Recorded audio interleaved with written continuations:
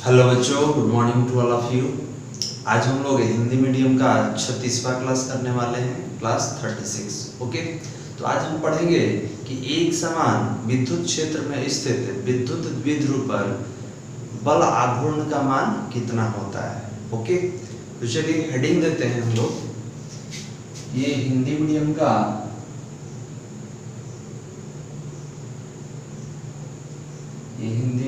Batch है।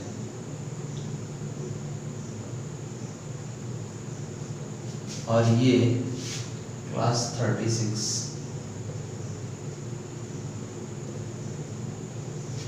35 class तक already कर चुके हैं हम लोग। तो हेडिंग क्या होगा? एक समान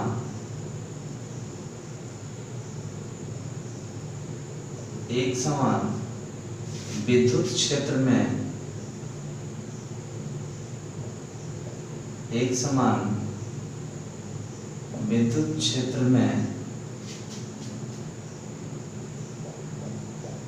विद्युत क्षेत्र में स्थित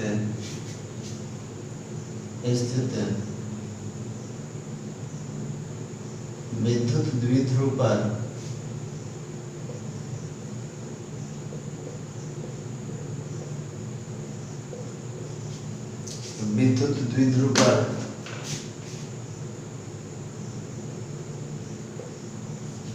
लगने वाला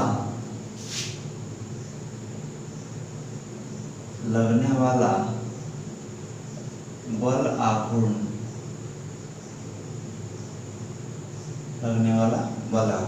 क्लियर है? इसको इंग्लिश में कैसे लिखेंगे? तो लिखेंगे torque acting on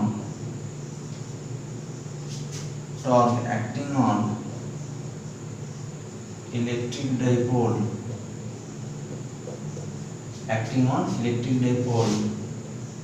in uniform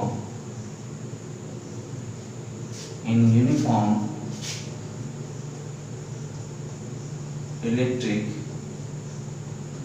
field। Okay, तो आप ये हेडिंग दे दे, इसके बाद हम लोग आगे कंटिन्यू करना शुरू करेंगे। तो इससे पहले एक समान विद्युत क्षेत्र में स्थित विद्युत द्विध्रुव पर लगने वाला परिणामी बल का मान हम लोग पिछले क्लास में पढ़ चुके हैं। तो आज हम क्या सीखेंगे? आज हम बल आघूर्ण के बारे में सीखने वाले हैं कि एक समान विद्युत क्षेत्र में अगर किसी विद्युत द्विध्रुव को लेकर रखा जाए तो उस पर कितना बल आघूर्ण कार्य करता है। ओके, चलिए, तो ये हिंदी इंग्लिश में हेडिंग दे सकते हैं आप। अब कुछ स्पेस के लिए इंग्लिश में जो लिखा हुआ है इसको हटा दिया जाए।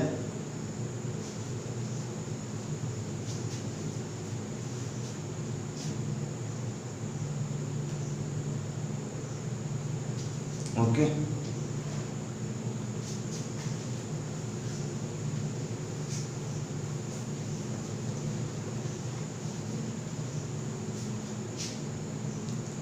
तो स्टार्ट करने से पहले एक टर्म हम समझना चाहेंगे कि सर बल आघूर्ण क्या होता है। तो बल आघूर्ण से संबंधित एक स्पेशल वीडियो बनाया गया है जो कि YouTube पर डाला गया है। वो 11th के विद्यार्थी और 12th के विद्यार्थी दोनों देख सकते हैं, क्योंकि बल आघूर्ण 11th में भी इम्पोर्टेंट है और 12th में तो बहुत ही इम्पोर्टेंट है। ओके, तो सबसे पहले एक बार फिर समझते हैं कि सर ये बल आघूर्ण होता क्या है। ओके, तो हमने बोला कि इसका नाम है बल आघूर्ण और इसी को टॉर्क कहते हैं। और इसका सिंबल जो होता है ये, इसको टाउ पढ़ा जाता है, टाउ से सूचित किया जाता है बल आघूर्ण को। तो ध्यान देंगे, आघूर्ण का अर्थ होता है किसी पिंड को घूर्णन कराना।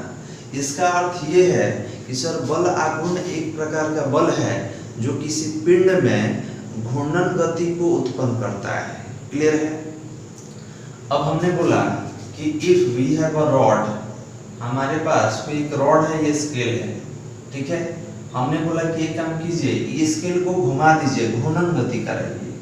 तो ये बताइए कि इसको घुमाने के लिए हम क्या करते हैं जी? ठीक है, अगर मान लीजिए कि मेरा ये स्केल है, इसको घूर्णन गति कराना है, गोल गोल घुमाना है, तो क्या करेंगे? तो आपने बोला कुछ नहीं करेंगे सर, एक ऊपर से बल लगाइए, एक नीचे से। एक ऊपर से बल लगेगा F1, एक नीचे से बल लगेगा F2। इसको बोलते हैं बल का युग्म। युग्म मतलब जोड़ा। ये दोनों बल कैसा होगा? एक दूसरे के बराबर और दिशा में एक दूसरे के विपरीत। तो ये अगर 10 न्यूटन का बल है तो ये भी 10 न्यूटन का बल, और ये बल क्या करता है? पिंड को अपने ही जगह पर घूर्णन गति कराता है। ठीक है, अपने ही जगह पर। जैसे पंखा क्या करता है? घूर्णन गति करता है। तो ऐसा थोड़ी है कि पंखा घूमते घूमते बाहर चला जाता है, नहीं, वो अपने ही जगह पे घूर्णन करता है। तो हमने बोला कि पंखा जब घूर्णन गति करता है तो वो अपने अक्ष पर स्थित रहता है और चारों तरफ घूमता है। तो ये बताइए कि उसको घूर्णन कराने के लिए किस प्रकार का बल लगता है? तो आप जब बल आघूर्ण सीख लेंगे तो आगे पढ़ना होगा आपको कि पंखे के अंदर कॉइल होता है, कॉइल के अंदर कॉपर होता है, तांबा होता है, जिसमें करंट प्रवाहित किया जाता है तो चुंबकीय क्षेत्र बनता है। उसके बाद बल आघूर्ण उत्पन्न होता है और उसी बल आघूर्ण के कारण जो पंखा होता है वो घूर्णन गति करता है। तो यहाँ हम एग्जांपल लेते हैं sir, if we have a rod, हमारे पास सीधे एक रॉड है और बोला जाए कि घूर्णन कराइए, तो आप क्या करेंगे? आप बोलेंगे सर कुछ नहीं, एक बल का जोड़ा, मतलब इधर से एक बल लगाएंगे और इधर से एक बल लगाएंगे, और ध्यान देंगे दोनों बल आपस में बराबर होना चाहिए, क्योंकि बराबर नहीं होगा तो ये घूर्णन गति के जगह पर कोई और गति हो जाएगा। कौन सा गति? तो लोटनी गति, रोलिंग मोशन। ठीक है, तो हमने बोला कि दो बल लगाएंगे, एक ऊपर से एक नीचे से। अब सवाल ये है कि सर दोनों के बीच आप एक लंबवत दूरी, डिस्टेंस को मेंटेन किए हैं, कारण क्या है?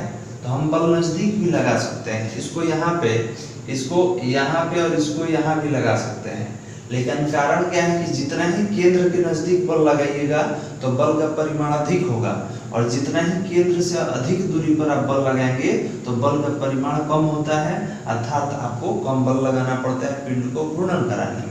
तो अब बताइए कि ये पिंड किधर घूर्णन करेगा? ये इधर जाएगा और ये इधर आएगा। क्लियर है? तो आपने बोला सर इस प्रकार से इस रॉड को घुमाया जा सकता है, एक इधर से बल लगाएंगे, एक इधर से बल लगाएंगे, और ध्यान देंगे कि दोनों के बीच लंबवत दूरी होना चाहिए। तो बल आघूर्ण क्या है? तो बल आघूर्ण एक प्रकार का बल है जो किसी पिंड में घूर्णन गति को उत्पन्न करता है। इसे कैसे सूचित करते हैं? तो इसे टाउ द्वारा सूचित किया जाता है। क्लियर? ये टाउ का सिंबल है, it is a Greek word. अब सवाल ये है सर निकालने का तरीका क्या है? कैसे हम किसी पिंड का बल आघूर्ण निकाल सकते हैं? तो ध्यान देंगे, बल आघूर्ण टाउ बराबर बल गुने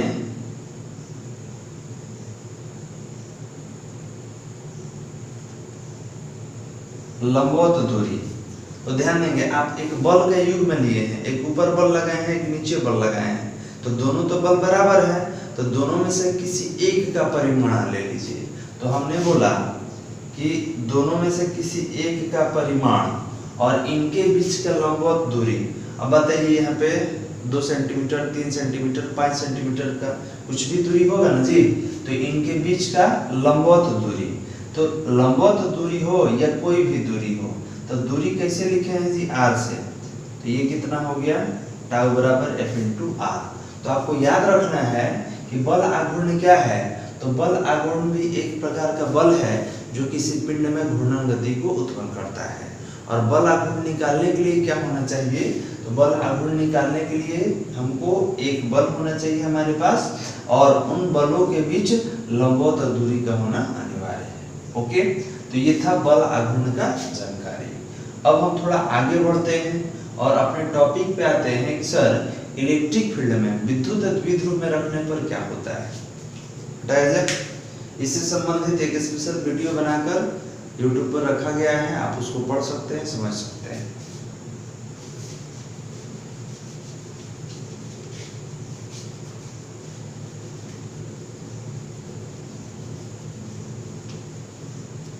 चलिए आते हैं अपने टॉपिक पे। तो क्या है? एक समान विद्युत क्षेत्र में स्थित। तो सबसे पहले एक समान विद्युत क्षेत्र बनाया जाए।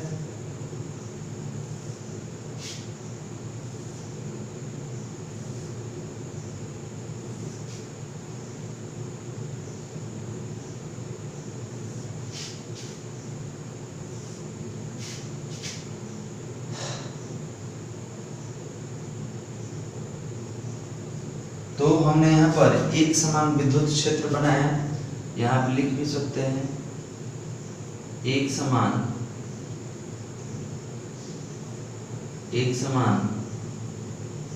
विद्युत क्षेत्र, ठीक है, एक समान विद्युत क्षेत्र, इसको यूनिफॉर्म इलेक्ट्रिक फील्ड कहा जाता है। ओके, अब क्या करें, एक समान विद्युत क्षेत्र में स्थित विद्युत द्विध्रुव। तो सर विद्युत द्विध्रुव क्या है, तो बता चुके हैं कि जब समान परिमाण का दो आवेश, मान लीजिए एक माइनस क्यू है एक प्लस क्यू है, एक दूसरे से अत्यंत ही अल्प दूरी पर स्थित हो, तो एक पूरे निकाय को क्या कहा जाता है, इलेक्ट्रिक डाइपोल विद्युत द्विध्रुव। क्लियर है। अब इसको क्या करना है कि इसको उठा के विद्युत क्षेत्र में रख देना है। क्लियर है। तो अब ये बताइए कि सर रखेंगे तो, लेकिन रखने का तरीका क्या होगा, थोड़ा समझिए। हमने बोला कि हमारे सामने कोई फैन चल रहा है जी, पंखा चल रहा है, और पंखे के सामने कोई कॉपी को इस तरीके से रख देंगे तो इस पे कोई बल लगेगा, ये कॉपी ऐसे घूमना शुरू हो जाएगा, ये घूर्णन करेगा जी, तो बिल्कुल घूर्णन नहीं करेगा। क्लियर है। तो ये बताइए कि इसको घूर्णन कराने के लिए क्या करेंगे, कुछ इस तरीके से रखेंगे, ठीक है, कुछ लंबवत रखेंगे, या आप बोलिएगा कि सर थीटा कोण से इसको घुमा दिया जाएगा। ठीक है, अगर 90 डिग्री पे नहीं रखते हैं तो हम ऐसे क्या करेंगे, थीटा कोण से इसको घुमा देंगे। तो हमने बोला कि मान ली कि मेरा ये द्विध्रुव है, ये कितना -q प्लस q है, तो आपको कुछ नहीं करना है, इसको ले जाना है और कुछ कोण पर ऐसे घुमा देना है। क्योंकि पंखा के सामने हम क्या करेंगे, फैन के सामने इसको थोड़ा किसी एंगल थीटा से अगर घुमा देंगे तो फैन क्या करेगा, इस पर बल लगाएगा और इस पर बल लगाएगा, तो ये पोर्शन पीछे आएगा और नीचे वाला पोर्शन आगे जाएगा, ये ऐसे ऐसे गति करेगा ऐसे, और इस प्रकार पिंड में क्या उत्पन्न होता है, घूर्णन गति।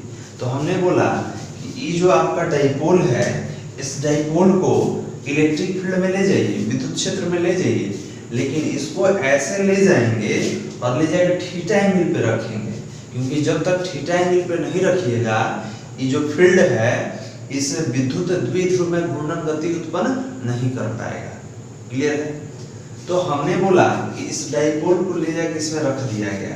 कैसे रखें, तो ध्यान देंगे, यहाँ पे रख रहे हैं,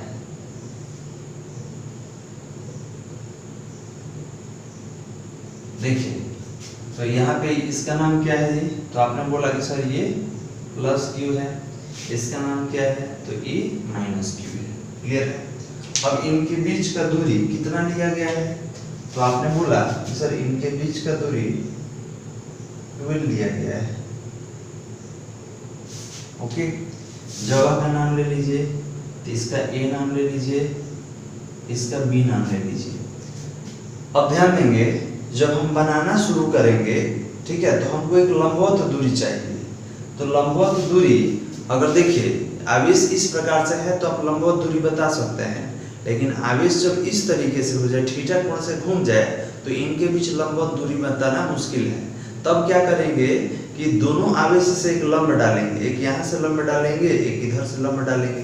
तो हमने बोला कि यहाँ पर Q1 से एक लंब डालिए, ठीक है, और Q2 से ऑलरेडी यहाँ पर लंब है, ठीक है, यहाँ से हमने क्या किया जी, एक लंब डाल दिया।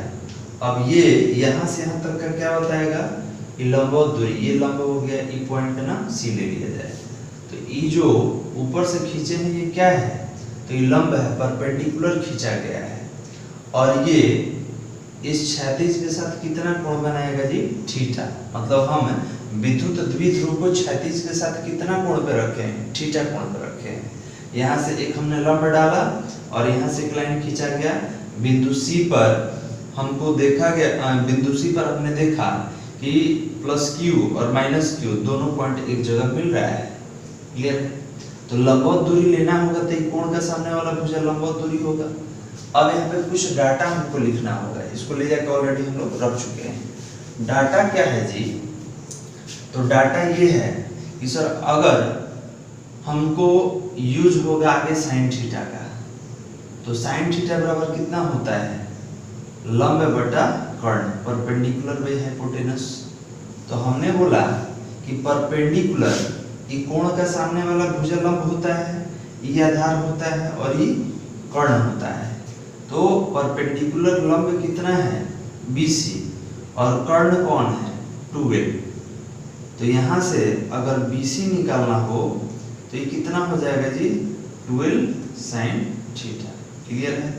तो सर ये क्यों निकाल लिए? तो यही तो लंबवत दूरी है। जब तक लंबवत दूरी नहीं रहेगा हम लोग बलाघूर्ण निकालेंगे कैसे? क्योंकि बलाघूर्ण के फॉर्मूला में क्या चाहिए? एक बल चाहिए और लंबवत दूरी। अभी बताइए कि यहाँ पे आप रख दिए दोनों आवेश को, तो इस पर कितना बल लगेगा, इस पर कितना बल लगेगा? तो पिछले क्लास में पढ़ा चुके हैं आपको कि इस पर बल लगेगा, इस पर बल लगेगा F बराबर प्लस QE और इस पर इधर बल लगेगा कितना लगेगा जी? तो F बराबर माइनस QE। ध्यान देंगे दोनों पर बल का गणना करना है। तो पिछले क्लास में ये सारा चीज पढ़ चुके हैं हम लोग। इस पर बल लगेगा F बराबर माइनस QE। ओके, तो इन दोनों में से एक बल चाहिए, तो दोनों बल तो बराबर है, कोई एक बल ले लीजिए। ठीक है, अब ये तो आपका डायग्राम हो गया। अब यहाँ पे कुछ लैंग्वेज लिखना होता है। लैंग्वेज क्या लिखेंगे कि माना कि AB एक विद्युत द्विध्रुव है जो एक समान विद्युत क्षेत्र में थीटा कोण पर स्थित है।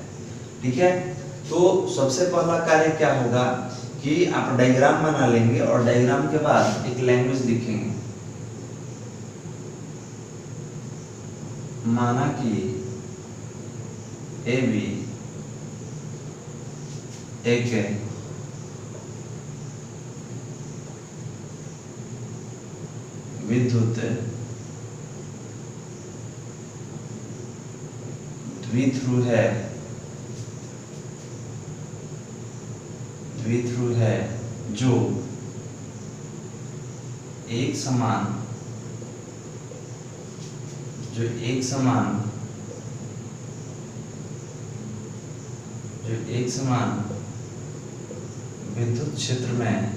विद्युत द्विध्रुव है जो एक समान विद्युत क्षेत्र में थीटा कोण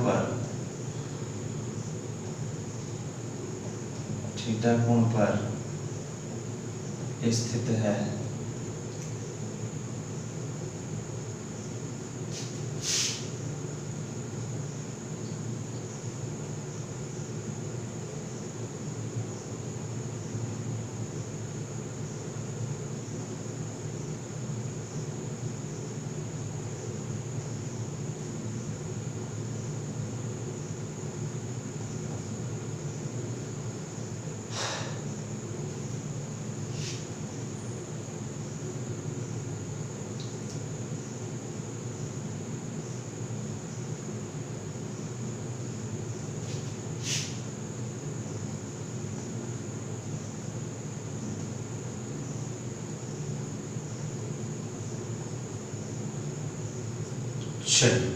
समझा जाए कैसे लिखना है, क्या लिखना है। सबसे पहले तो ये हेडिंग हो गया हमारा, और हेडिंग के पश्चात क्या करेंगे?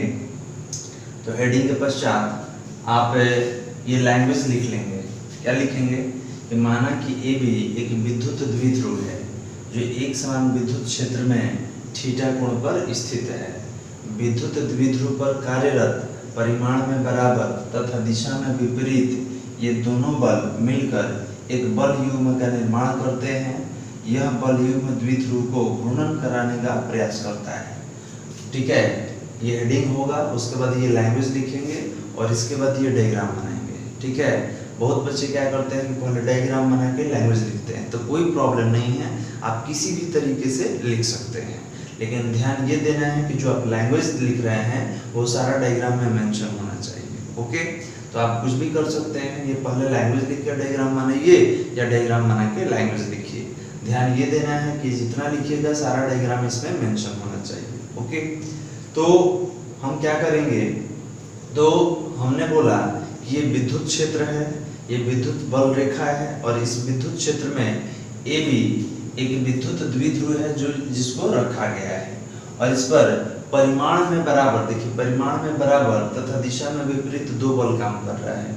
F plus Q E, F minus Q E, ये दोनों बराबर है और एक दूसरे के विपरीत है। और ये बल युग्म का निर्माण करता है। युग्म मतलब एक जोड़ा होता है, पेयर होता है, ठीक है। और ये क्या करता है, तो इसको घूर्णन कराने का प्रयास करता है, घूर्णन गति कराने का प्रयास करता है। ओके, तो आप ये लैंग्वेज लिख लें, डायग्राम बना लें और इसको लिख लें। ये क्यों यूज किया गया है हम आगे चल के बात करेंगे, ठीक है, इसके बारे में। तो आप लिख लीजिए, कुछ इरेज करेंगे, इसके बाद आगे कंटिन्यू करेंगे। चलिए लिख लिया आपने, हटा जाए। तो ये लैंग्वेज लिखना होगा, लैंग्वेज रटना नहीं है, ये समझ लेना है पढ़ के एक बार, और खुद अपने तरीके से अपने शब्दों में इसको लिखना है। ओके, अब यहाँ से बात करते हैं बल आघूर्ण के बारे में। तो हमने बोला कि अतः बल आघूर्ण, अतः बल आघूर्ण टाउ बराबर क्या होगा, तो किसी एक बल का परिमाण, किसी एक बल का परिमाण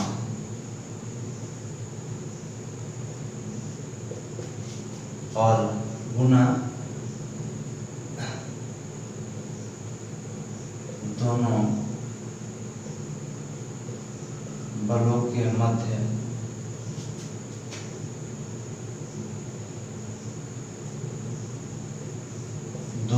के मध्य दूरी, जिसको लंबवत दूरी भी कहा जा सकता है। तो ये बताइए कि टाउ बराबर कोई एक बल, तो एक बल ले लिए F, लंबवत दूरी, तो लंबवत दूरी यही ना है जी, क्या ले लेंगे हम यहाँ पे, तो आपने बोला कि BC। अब ये BC ले लिए, आप ध्यान देंगे हम ये पहले से लिख कर रखे हैं, ठीक है। आप यहाँ भी लिख सकते हैं, यहाँ भी इस चीज को मेंशन कर सकते हैं। कैसे मेंशन करेंगे, तो देखिए आप पहले लिख चुके हैं, बेहतर है, कोई दिक्कत नहीं है, लेकिन आप चाहें तो यहाँ भी इस बात को मेंशन कर सकते हैं। क्या लिखेंगे कि सर BC हटाना है चित्र से, तो ये बताइए कि BC क्या है, इस कोण का लंब है, ठीक है। तो लंब के लिए क्या लेते हैं, साइन, तो साइन थीटा बराबर क्या होता है, परपेंडिकुलर बाय हाइपोटेनस, लंब बटा कर्ण। तो ये कोण का लंब कौन होगा, BC, और कर्ण कौन है, 2L। तो यहाँ से BC तिरछा तिरछे गुना कर लीजिए, क्रॉस मल्टीप्लिकेशन, तो 2L साइन थीटा। तो ये चीज हमने पहले ही लिख लिया है, पहले ही समझ चुके हैं कि सर BC हटाना होगा तो क्या लेंगे, 2L साइन थीटा। तो दोबारा लिखने की जरूरत नहीं है, पहले लिख चुके हैं, तो अगर पहले नहीं लिखे हो तो यहाँ पे लिख सकते हैं। तो अब ये बताइए कि टाउ बराबर बल कितना है, F किसके बराबर है, तो आपने बोला कि F बराबर QE है, और BC कितना है जी, तो 2L साइन थीटा। ओके, अब ये बताइए कि अभी हम लोग पढ़े हैं पीछे कि सर P बराबर कितना होता है, Q इंटू 2L, पढ़े हैं ना जी। तो ये बताइए कि इस टाउ को हम ऐसे लिख सकते हैं क्या, E cross Q into 2L sine theta. Okay, देखिए QE, तो E इधर हो गया, Q को पीछे ले गए, उसके बाद 2L साइन थीटा। अब Q इंटू 2L को क्या लिख देना है, P, तो टाउ बराबर कितना हो गया, टाउ बराबर हो गया E into P into sine theta. इसको अरेंज कर लीजिए। हमने बोला कि टाउ बराबर PE साइन थीटा, टाउ बराबर P साइन थीटा। ये समीकरण कितना हो गया, 1 हो गया। ओके, तो ये क्या निकाल लिया गया जी, अभी हमने क्या निकाला, तो यही बल आघूर्ण है, इसी को बल आघूर्ण कहा जाता है। मतलब विद्युत क्षेत्र में विद्युत द्विध्रुव को घूर्णन कराने में कितना बल आघूर्ण लगाना होगा, तो PE साइन थीटा। थीटा क्या है कि आप कितना कोण पर इसको रखे हैं, P को क्या बोलते हैं, विद्युत द्विध्रुव आघूर्ण, E क्या है, विद्युत क्षेत्र की तीव्रता, और थीटा क्या है कि आप कितना कोण पर उस इलेक्ट्रिक डाइपोल को रखे हुए हैं। अब ये बताइए कि अगर कह दिया गया कि सदिश के रूप में थोड़ा बताइए,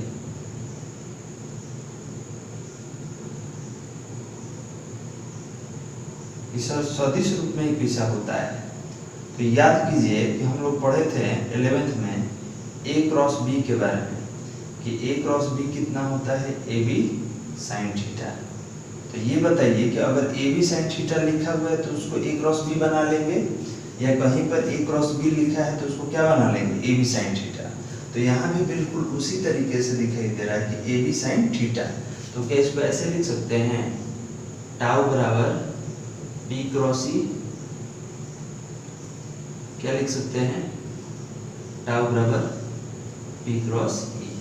ये समीकरण कितना होगा, 2 होगा। ओके, तो समीकरण 1 क्या है और समीकरण 2 क्या है। तो ध्यान देंगे ये परिमाण के रूप में है और ये सदिश के रूप में है। ये ऑब्जेक्टिव में मैक्सिमम पूछा जाता है कि एक समान विद्युत क्षेत्र में स्थित विद्युत द्विध्रुव पर लगने वाला बल आघूर्ण का मान होता है। तो ये ऑप्शन में बहुत बार दिया रहता है, तो याद रखेंगे टाउ बराबर p क्रॉस e। ओके, और परिमाण के रूप में पूछेगा तो टाउ बराबर p sin थीटा। तो आप एक बार लिख लें, इसके बाद हम पुनः आगे बढ़ेंगे। चलिए लिख लिए बालक, हो गया। तो आप समझ चुके होंगे। एक बार और आपको बता दिया जा रहा है कि बल आघूर्ण क्या होता है, किसी एक बल का परिमाण, उसके बाद दोनों बलों के मध्य दूरी है या लंबवत दूरी। तो बल हो गया F, लंबवत दूरी कितना हो गया जी हमारा BC हो गया। ठीक है, ये डायग्राम से हमने बोला कि अगर ये थीटा है तो ये लंब होता है, ये आधार होता है, ये कर्ण होता है। तो लंब BC हो गया, कर्ण 12। तो क्रॉस मल्टीप्लिकेशन कीजिए तो BC = 12 sin थीटा। इसके बाद हमने BC की जगह पर कितना पुट किया, 12 sin थीटा।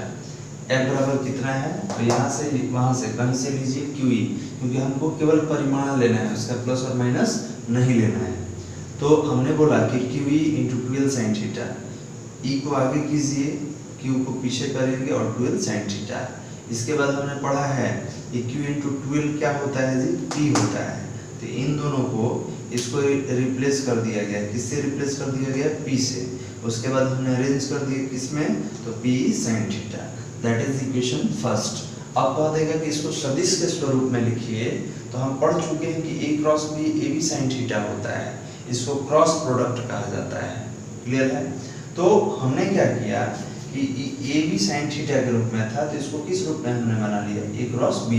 तो टाउ इक्वल टू कितना होगा, p क्रॉस e। याद रखेंगे। ओके, हटा रहे हैं। तो ये काफी इंपॉर्टेंट फॉर्मूला है, इसको याद रखिएगा, आगे बहुत बार इसका यूज होगा।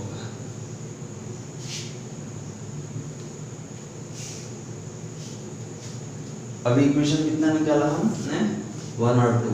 यहाँ पे लैंग्वेज क्या लिखेंगे सबसे लास्ट में, तो लिखेंगे, देखिए लैंग्वेज कैसे लिखना है। समीकरण 1 तथा 2, लैंग्वेज कैसे लिखेंगे, समीकरण 1 तथा 2, समीकरण 1 तथा 2 एक समान विद्युत क्षेत्र में स्थित है विद्युत द्विध्रुव पर लगने वाला बल आघूर्ण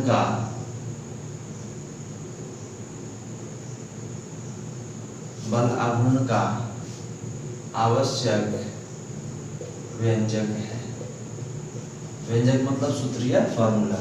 तो आप लिख लेंगे इक्वेशन 2 के नीचे क्या लिखेंगे, समीकरण 1 तथा 2 एक समान विद्युत क्षेत्र में स्थित विद्युत द्विध्रुव पर लगने वाला बल आघूर्ण का आवश्यक व्यंजक है। ओके, अब यहाँ पे कुछ नोट हम लिखना चाहेंगे। नोट क्या होगा, तो ध्यान दीजिए। नोट फर्स्ट, सर बल आघूर्ण का मात्रक क्या होता है, तो ध्यान देंगे, बल आघूर्ण का ऐसा ही मात्रक न्यूटन मीटर, ये डैश है माइनस नहीं है, न्यूटन मीटर होता है। ओके, नोट नंबर 1 कैसे होता है, तो टाउ बराबर F × r था ना जी, तो बल का हो गया न्यूटन और r क्या था, दूरी, तो दूरी का मीटर हो गया। अब नोट नंबर 2 में क्या लिखेंगे, देखिए नोट नंबर 2 समझते हैं कि सर आप बोले कि एक समान विद्युतीय क्षेत्र में रखा गया है। मान लीजिए कि ये एक समान विद्युतीय क्षेत्र नहीं होके ये असमान विद्युतीय क्षेत्र रहता, तब क्या होता बताइए। तो ध्यान देंगे, पहले समझ लीजिए।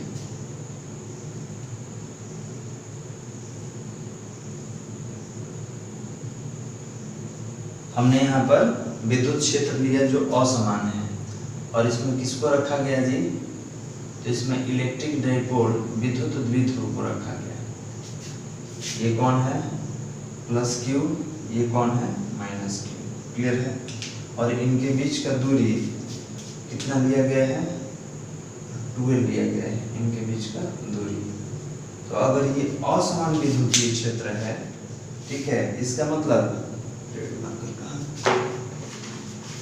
ध्यान दें, इसका मतलब कि कहीं पर ज्यादा कहीं पर कम बल लगेगा। तो F बराबर हमने बोला कि यहाँ पर 7 न्यूटन का बल लगा मान लीजिए, और यहाँ पर हमने बोला कि F बराबर 10 न्यूटन का बल लगा।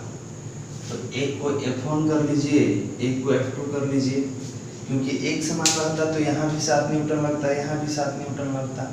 ये कैसा है, असमान है। यहाँ पे आप लिख सकते हैं असमान विद्युत क्षेत्र। ये कैसा है जी, असमान विद्युत क्षेत्र, नॉन यूनिफॉर्म।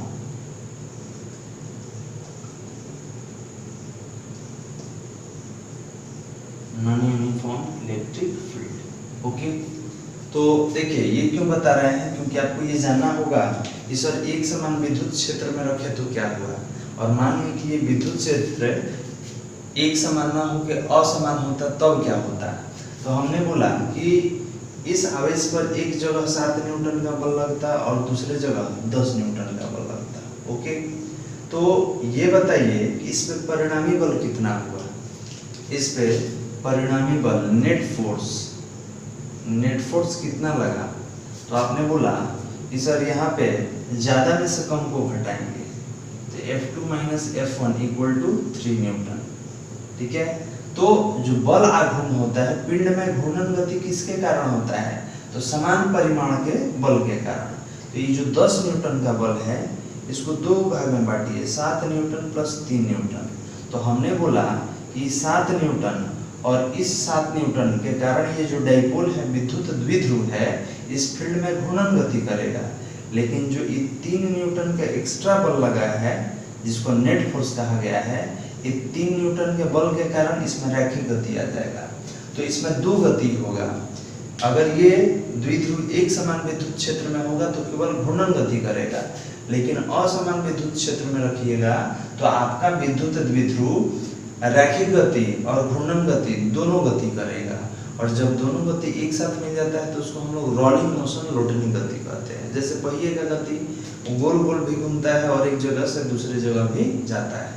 तो दोनों में अंतर याद रखिएगा कि सर एक समान विद्युत क्षेत्र में विद्युत द्विध्रुव केवल घूर्णन गति करता है, जबकि असमान विद्युत क्षेत्र में विद्युत द्विध्रुव रैखिक गति और घूर्णन गति दोनों करेगा। मतलब ये घूमते हुए आगे बढ़ेगा। ओके, तो यहाँ समझाने के लिए आपको ये डायग्राम बनाया गया है। यहाँ क्या लिख सकते हैं, तो यहाँ लिखेंगे असमान। देखिए इसका लैंग्वेज क्या होगा, इसका लैंग्वेज होगा कि असमान विद्युत क्षेत्र में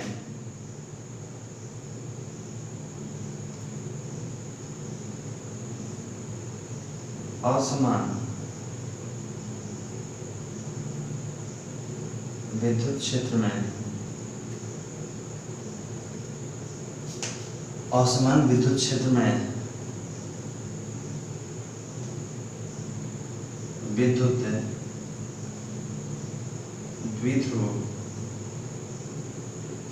विद्युत द्विध्रुव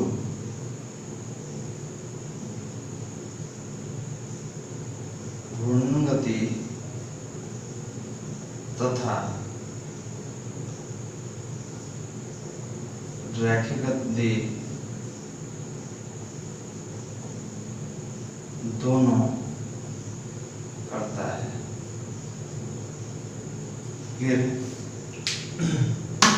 इसका अर्थ क्या है कि अगर असमान विद्युत क्षेत्र होगा तो इस क्षेत्र में जो द्विध्रुव आघूर्ण होगा, विद्युत द्विध्रुव, ये घूर्णन गति भी करेगा और रैखिक गति भी करेगा। दोनों गति यहाँ पर संभव है। तो यहाँ पे अंडरलाइन कर दे रहे हैं जी कि सर एक आपने क्या बोला, तो एक हमने बोला घूर्णन गति और एक बोला रैखिक गति। दोनों गति इस स्थिति में संभव है। ये जरूरी नहीं है जी, लेकिन ये संभव है कि हाँ हो सकता है। क्लियर है? तो याद रखना है। तो आप क्या करेंगे, इसको लिखकर ये दोनों नोट लिख लीजिए, इंक्लूडिंग विथ डायग्राम। ओके, चलिए लिख ले बालक, हटाया जाए। तो याद रखेंगे नोट नंबर 2 तक हो चुका है, नोट नंबर 3 से आगे कंटिन्यू करेंगे। तो यहाँ पर कुछ कंडीशन है जी, कुछ स्पेशल केस है जो कि ऑब्जेक्टिव में बहुत बार पूछा जाता है। क्या केस है उसको समझना होगा। कि सर मानिए विद्युत द्विध्रुव को 0 डिग्री पर रखें तब बताइए बल आघूर्ण कितना होगा, 90 पे रखें तब बताइए, 180 पे रखें तब बताइए। तो ध्यान देंगे, हमने बोला कि ये हमारा एक समान विद्युत क्षेत्र हो गया। देखिए ये एक समान विद्युत क्षेत्र ले लिया गया और इसमें विद्युत द्विध्रुव को ले जाके रखना है। मतलब ये जो है ये डाइपोल को ले जाके इसमें रखना है कि प्लस क्यू ये माइनस क्यू और इनके बीच का दूरी 2 है। क्लियर है? नोट नंबर 3 में चल रहे हैं हम लोग। इसको क्या देंगे जी,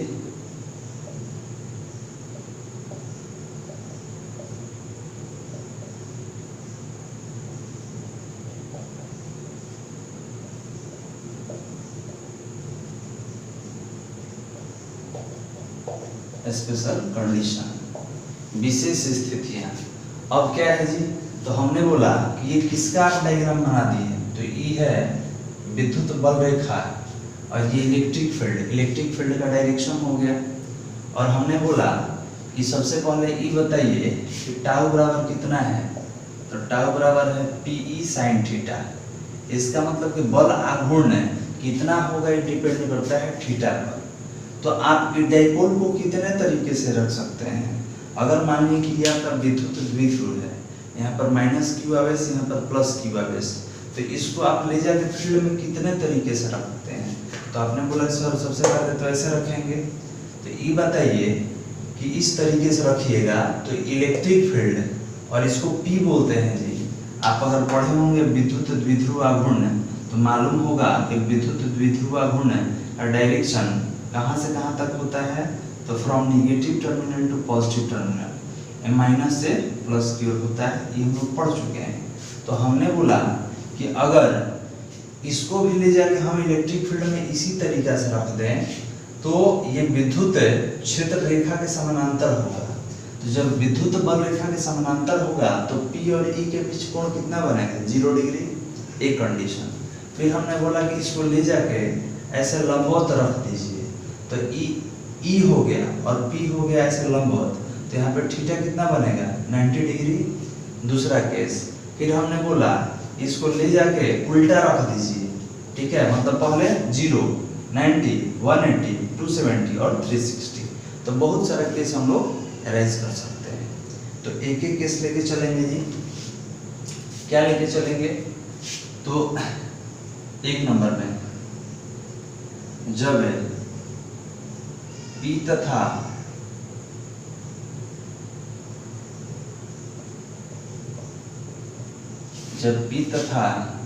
E के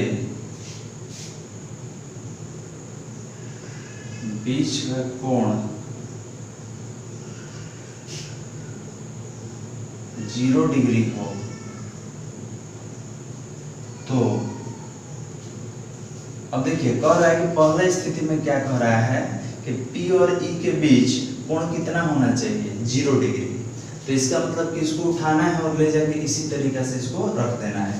तो अगर इसका डायग्राम बनाना होगा तो आप क्या बोलेंगे कि सर इलेक्ट्रिक फील्ड का तो डायरेक्शन इधर ही है, ध्यान देंगे। इसका अगर डायग्राम बनाना होगा तो क्या बोलेंगे कि सर इलेक्ट्रिक फील्ड का डायरेक्शन इधर ही है और P का डायरेक्शन भी इधर ही है, क्योंकि आप क्या बोल रहे हैं, इसको ले जाके और इसमें यहाँ रख देना है, तो दोनों एक दूसरे के समानांतर होगा। तो जब दोनों एक दूसरे के समानांतर होगा तो यहाँ पर थीटा का वैल्यू कितना हो जाएगा, तो 0 डिग्री। तो कुछ नहीं करना है, इस फॉर्मूला में रख दीजिए, तो टाउ बराबर कितना जी, PE sine theta. Sine theta, theta का वैल्यू कितना लेना है, 0। साइन 0 का वैल्यू कितना होता है, 0। क्लियर है। तो यहाँ पर आपने बोला कि सर बल आघूर्ण कितना हुआ, तो बल आघूर्ण 0 हो गया। इसका मतलब इस पर कोई बल नहीं लगेगा। ठीक है, कि अगर आप विद्युत द्विध्रुव को ले जाकर रख देते हैं तो ये घूर्णन करेगा ही नहीं। क्यों नहीं करेगा, क्योंकि इस पे बल आघूर्ण लगने वाला कितना हो गया, 0 हो गया। याद कीजिए, एग्जाम्पल से आपको हमने समझाया था कि कोई पंखा चल रहा है और उसके सामने ले जाके एक कॉपी ऐसे रख दीजिएगा, तब ये नहीं घूमेगा। ये कब घूमेगा, जब इसको हम लोग थीटा कोण पर, ठीक है, ऊपर की ओर या नीचे की ओर उठाएंगे। ठीक है, जब तक इसको थीटा कोण से विस्थापित नहीं कीजिएगा तब तक इसमें घूर्णन नहीं होगा। तो ये बताइए कब नहीं होगा, तो एक तो 0 डिग्री और एक बार ऐसे कर दें तो 360, 0 और 360 पे नहीं होगा। क्लियर है। हाँ, 180 पे भी नहीं हो सकता क्योंकि पैरेलल हो जाता है, समानांतर हो जाता है। तो ये आपका केस 1 हो गया। ओके, तो आप लिख ले इसको, इसके बाद हम आगे कंटिन्यू करेंगे। हो गया वाला, लिख लिए। तो ये पहला स्थिति था, इसमें कैसे रखा गया है जी डाइपोल को, तो इसको उठा कर ले जाके इसमें इस तरीके से रख दिया गया है। ठीक है, ये कितना प्लस क्यू, ये माइनस क्यू। ठीक है, तो इस पे किसका डायरेक्शन, P का, तो P और E क्या हो गया, समानांतर हो गया, एक दूसरे के समानांतर हो गया। आप लिख देंगे कि P जो है E के समानांतर है। ठीक है, और समानांतर होगा तो थीटा 0 डिग्री, तो बल आघूर्ण कितना, 0। तो यहाँ पे क्या लिख सकते हैं, जब P तथा E, जब P तथा E समानांतर हो तो, जब P तथा E समानांतर हो तो बल आघूर्ण 0 होता है। क्लियर है। तो ये देखिए, बनाने वाला चीज ही नहीं है, ये हम खुद समझ जाएंगे कब 0 होगा। ठीक है, ये 0 डिग्री पर, 180 डिग्री पर और 360 डिग्री पर, 3 कंडीशन में 0 होगा। क्योंकि याद कीजिए कि अगर फैन के सामने अगर हम लोग इस स्थिति में किसी कॉपी को रखते हैं तो नहीं ये घूर्णन करेगा। ठीक है, इसको ऐसे रखेंगे तो भी नहीं करेगा। ठीक है, तो 0, 90, 180, 270 और 360, तो ये 0 पर नहीं करेगा। ठीक है, 90 पे करेगा, 180 पे नहीं करेगा, 270 पे करेगा और 360 पे नहीं करेगा। तो अब बताइए कि अगर आपसे कहा गया कि बल आघूर्ण कब कब महत्तम होगा, तो आपने बोला सर 0 डिग्री पे तो ये घूम ही नहीं रहा है, तो कितना हो गया, न्यूनतम 90 डिग्री पे इस पे बल सबसे अधिक लगेगा। पंखा के सामने रखिएगा तो बहुत काफ़ी तेजी से घूर्णन करेगा, क्योंकि परपेंडिकुलर बल लग रहा है, लंबवत बल लग रहा है। तो आपने बोला कि सर 90 डिग्री पर महत्तम होगा, फिर 180 डिग्री पे ये नहीं घूमेगा तो बल आघूर्ण फिर न्यूनतम हो गया, फिर 270 डिग्री पर ये घूमना प्रारंभ करेगा, तो इस स्थिति में भी बल ज़्यादा लगेगा। तो आप बोलेंगे कि बल आघूर्ण महत्तम है। और 360 डिग्री पर क्या होगा, बल आघूर्ण 0 और बल आघूर्ण का मान क्या होगा, न्यूनतम। ये सारी चीज़ आपको याद रखना होगा ऑब्जेक्टिव के लिए। तो हम पहला कंडीशन में क्या देखे हैं कि जब P तथा E के बीच का कोण 0 डिग्री हो, तो 0 कब होगा, जब दोनों एक दूसरे के समानांतर होगा। तो यहाँ डायग्राम बना दिया गया है, एक दूसरे के समानांतर है तो थीटा 0, इसमें रखिए 0, तो हमने 0 रखा, साइन 0 का वैल्यू 0, तो 0। लैंग्वेज क्या लिख सकते हैं, जब P तथा E समानांतर हो तो बल आघूर्ण क्या होगा, 0 होगा। अब नोट नंबर 3 में ही दूसरा केस है, नोट नंबर 3 में ही दूसरा केस देखेंगे। अब बताइए क्या कर सकते हैं जी, तो आपने बोला कि सर कुछ मत कीजिए, अब लंबवत रखिए, क्योंकि समानांतर तो रख दिए, 0 डिग्री पे रख दिए, अब क्या करेंगे, लंबवत। तो ये देखिए विद्युत द्विध्रुव है, इसको ले जाकर लंबवत ऐसे रख देंगे,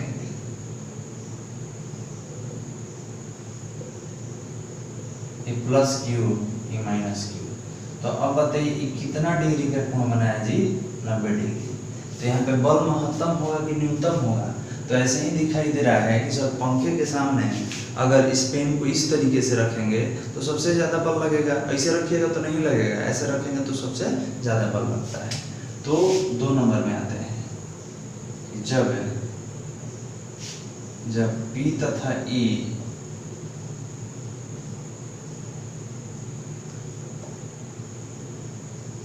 एक दूसरे के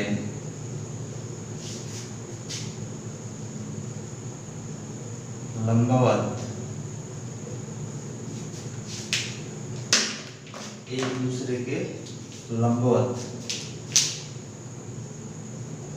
हो तो अब बताइए कि लंबवत होगा, इसका मतलब कि यहाँ पे थीटा का वैल्यू कितना, मतलब E हो गया E और E हो गया P, ठीक है। तो यहाँ पे थीटा का वैल्यू कितना जी, 90 डिग्री। आपने बोला कि थीटा का वैल्यू 90 डिग्री, तो रखिए उसमें, तो टाउ बराबर कितना, PE साइन थीटा। तो ये कितना हो गया, PE साइन 90 डिग्री, और साइन 90 का वैल्यू कितना होता है 1, तो टाउ बराबर कितना आ गया P। अब E क्या बोलेंगे, सर ये तो महत्तम मान हो गया, महत्तम मान, बल आघूर्ण का महत्तम मान। तो ये हमको मालूम चला ना जी कि बल आघूर्ण का महत्तम मान कितना पे मिलता है, तो थीटा बराबर 90 डिग्री पे। 0 पे मिला था, नहीं मिला था। अब लैंग्वेज क्या लिख सकते हैं, जब P तथा E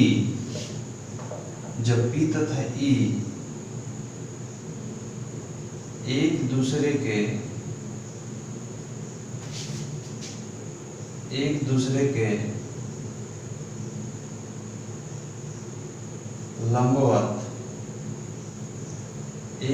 के लंबवत हो तो बल आघूर्ण कितना होता है, महत्तम। और शून्य था तो शून्य को क्या बोलेंगे जी, न्यूनतम। अब क्या हो गया, महत्तम हो गया, ठीक है। ये हमारा 2 नंबर पॉइंट है कि सर जब बल आघूर्ण को विद्युत क्षेत्र में ऐसे रखेंगे तो सबसे अधिक बल लगता है। तो ऑब्जेक्टिव कैसे पूछेगा, तो ऑब्जेक्टिव पूछेगा कि जब बल आघूर्ण महत्तम हो तो थीटा का वैल्यू 0, 90, 180, 360 इनमें से कोई नहीं, तो याद रखेंगे 90 डिग्री। ओके, तो ये बना ले, और इससे संबंधित जो भी प्रश्न है उसको लाइव क्लास में हम लोग हल करेंगे। ओके, इसको लिख लीजिए, इसके बाद आगे कंटिन्यू करेंगे। लिख लिए, हो गया। चलिए, तो ये सेकंड केस था। अब थर्ड में आते हैं जी। थर्ड में क्या करेंगे, तो 90 डिग्री पे घुमा दिए। अब कितना घुमाया जी, 180 डिग्री पे। ये सर पहले ऐसे रखे थे, अब 90 घुमाए, अब 180। तो बताइए कि 180 पे इसको घुमाया जाए तो फिर भी ये क्या होगा, समानांतर। और समानांतर की स्थिति में बल ज़्यादा लगता है कि कम लगता है, सर बल तो कम लगता है, क्योंकि हम लोग पहले भी पढ़ चुके हैं। अब डाइपोल को ऐसे रख दिया गया कि इधर प्लस क्यू और इधर माइनस क्यू। अब P का डायरेक्शन हम लोग क्या कर दिए, माइनस से प्लस क्यू होता है ना जी, ये P का डायरेक्शन हो गया, ये P का डायरेक्शन हो गया। तो यहाँ 3 नंबर, जब P तथा E एक दूसरे के समानांतर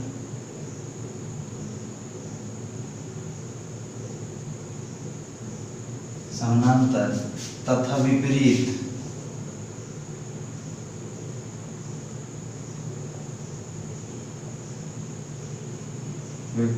हो तो बनाइए डायग्राम पढ़ ले। समानांतर विपरीत मतलब अगर E इधर है तो P का डायरेक्शन इधर होना चाहिए, P का डायरेक्शन इधर होना चाहिए, ये P का डायरेक्शन। ये बताइए कि E और P के बीच कोण कितना हो गया, 180 डिग्री। थीटा का वैल्यू 180 डिग्री, ठीक है। तो यहाँ पे हमने क्या बोला कि एक दूसरे के, इसको प्रति समानांतर कहा जाता है। इसको रखिए, टाउ बराबर कितना हो गया, तो आपने बोला कि सर PE साइन 180 डिग्री और साइन 180 का वैल्यू कितना होता है 0, तो टाउ हो गया। अब बताइए कि टाउ बराबर आ गया 0, तो महत्तम मान होगा कि न्यूनतम मान होगा? न्यूनतम। तो आपने बोला कि सर बल आघूर्ण 0 हो गया, मतलब जो विद्युत द्विध्रुव है घूर्णन करेगा जी? तो नहीं करेगा, क्योंकि जब तक बल आघूर्ण काम नहीं करेगा तो पिंड घूर्णन नहीं करेगा। ओके, चलिए अब इसका लैंग्वेज कैसे लिखेंगे? जब P तथा E एक दूसरे के प्रति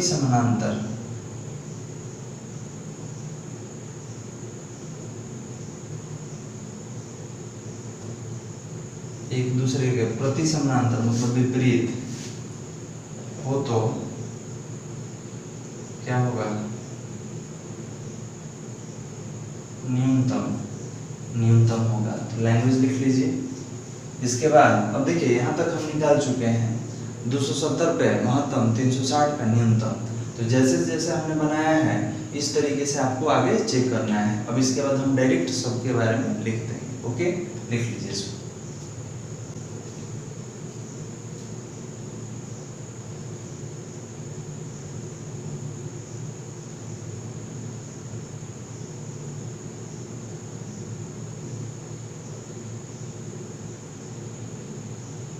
चलिए लिख लिए। तो देखिए आपका कार्य होगा कि सर 0 पे बता दिए, 90 पे बता दिए, 180 पे बता दिए, 270 और 360 ये आप खुद निकालेंगे। ओके, अब हम क्या करेंगे, तो जो आपने इतना बड़ा बड़ा अभी लिखा इसको कम से कम शब्दों में व्यक्त किया जाए, क्योंकि एग्जाम पर्पस से याद रखने के लिए ये बहुत ही जरूरी है कि इसको कंसाइज किया जाए। तो हमने बोला ये नोट 3 था ना जी, नोट 4 ले लेते हैं। यहाँ पे क्या लेंगे? नोट 4। तो फॉर्मूला क्या लेंगे? जब देखिए जब P समानांतर E, जब P समानांतर E तो थीटा कितना? 0 डिग्री। तो इस 0 पर 180 डिग्री पर और 360 डिग्री पर, ये तीनों स्थिति में क्या होता है? समानांतर होता है। ठीक है, 0, 180, 360, ये तीनों स्थिति में टाउ बराबर कितना होगा? तो PE साइन थीटा। तो साइन 0 का वैल्यू भी 0 होता है, 180 का वैल्यू भी 0 और 360 का वैल्यू भी 0। तो बल आघूर्ण का मान ये तीनों स्थिति में क्या होगा? 0 होगा। ठीक है, तो आप बोलेंगे कि सर ये तीनों स्थिति में बल आघूर्ण क्या होगा? न्यूनतम। बल आघूर्ण का मान न्यूनतम। अब बताइए कि बल आघूर्ण न्यूनतम है तो यहाँ पे कार्य हुआ है। जब बल आघूर्ण नहीं लगा है, मतलब पिंड को घुमाने वाला बल ही नहीं लगा है, तो पिंड घूमेगा जी? नहीं घूमेगा। तो आपने बोला कि सर बल आघूर्ण जो है,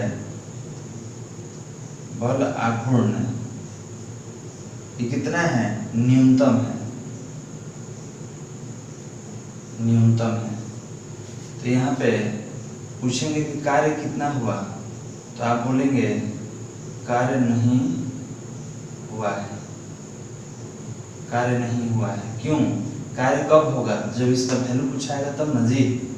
क्लियर है? तो ये नोट नंबर 4 में हो गया। अब आते हैं कि सर नोट देखिए 0, 180, 360 कितना बच गया? तो आपने बोला कि 90 और 270। तो 90 और 270 दोनों स्थिति में क्या होता है जी? लंब होता है। तो जब P लंब E हो तो थीटा का वैल्यू कितना होता है? 90 डिग्री और 270 डिग्री। क्लियर है? 90 डिग्री होगा और 270 डिग्री होगा। ठीक है, तो हमने बोला यहाँ पे रखिए, तो टाउ बराबर कितना होगा जी? PE और साइन एक बार 90 रखिए, साइन 90 का वैल्यू कितना होता है? 1 होता है। 270 में जाएंगे वहाँ भी उतना ही होगा। ठीक है, तो 90 में और 270 में दोनों का वैल्यू मिलता है हमको, भले ही प्लस में मिले माइनस में मिले। अगर माइनस में भी मिला कि माइनस PE तो भी तो वर्क डन हुआ ही है। ठीक है, यहाँ प्लस और माइनस क्या बताता है? डायरेक्शन। तो आप बोलेंगे कि सर दोनों स्थिति में टाउ का वैल्यू, क्योंकि यहाँ पे 90 लीजिए 270 लीजिए, ठीक है, 90 लेंगे या 270, यहाँ पे हम केवल थीटा रख दे रहे हैं, आपका काम होगा कि 90 या 270 रखना। तो टाउ का वैल्यू कितना मिलेगा, तो पीई मिलेगा। तो अब ये बताइए कि बल का ये महत्तम मान है कि न्यूनतम मान है, बल का महत्तम मान। तो यहाँ पे बल आघूर्ण जिसको आप टॉर्क बोले हैं, ये क्या होगा, महत्तम। और कार्य हुआ है कि नहीं, तो आपने बोला कि सर यहाँ पर कार्य होगा। क्यों होगा, क्योंकि यहाँ पर बल आघूर्ण आया है। अगर बल आघूर्ण 0 हो जाता तो कार्य नहीं होता, लेकिन बल आघूर्ण कुछ मिला है, इसका मतलब वर्क डन होगा। तो याद ये रखना है कि 0, 180, 360 पे बल आघूर्ण 0 होता है और ये न्यूनतम होता है, इस स्थिति में कार्य नहीं होगा। और जब ये 90 या 270 पे रहेगा तो बल आघूर्ण महत्तम होता है और यहाँ पर कार्य होगा। ओके, तो देखिए महत्तम के लिए तीर ऊपर दिया गया है। तो बहुत सारी स्थितियां हैं जो बल आघूर्ण और विद्युत क्षेत्र से संबंधित है, जिसको आगे के वीडियो में हम लोग आगे पढ़ेंगे। ओके, तो आप ये नोट 4 और 5 लिख लें, इसके बाद अगले वीडियो में हम लोग आगे बात करेंगे। ओके, धन्यवाद।